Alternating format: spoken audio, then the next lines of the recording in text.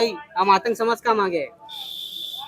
Doctor Babasaheb आंबेडकरांनी आम्हाला 1956 मध्ये एक नवीन धम्म दिला, बौद्ध धम्म, आणि आम्हाला एक मूलमंत्र दिला, शिका, संघटित व्हा आणि संघर्ष करा. बाबासाहेबांच्या मूलमंत्रानुसार आम्ही शिकलो, संघटित झालो आणि आता संघर्ष सुद्धा करू लागलो.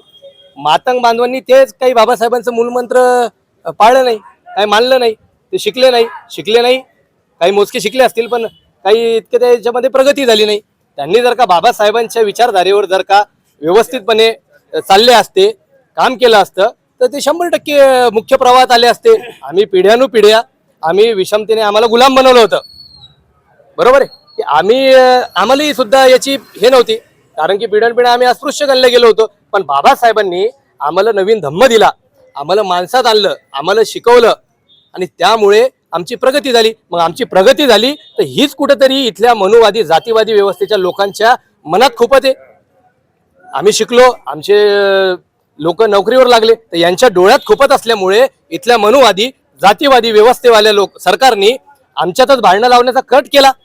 आमचाच तो CJI उचलला आणि त्यांनाच आरक्षण उपवर्गीकरणाबद्दल भूमिका घ्यायला लावली, उपवर्गीकरण करायला लावलं.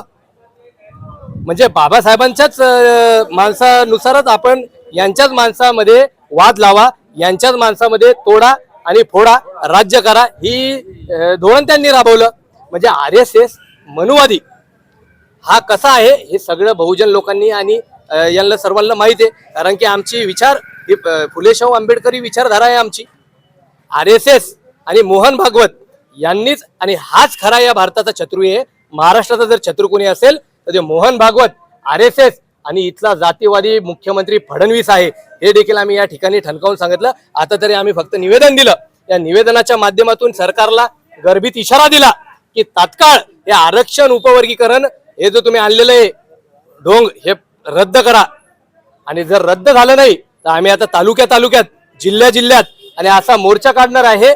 आणि मोर्चा काढून एक दिवस तुमच्या वर्षा बंगल्यावर येऊन धडक आंदोलन केल्याशिवाय आम्ही राहणार नाही. मंत्रालयात आम्ही घुसल्याशिवाय राहणार नाही. हा देखील गर्भित इशारा या ठिकाणी तुमच्या माध्यमातून देऊ लागलो.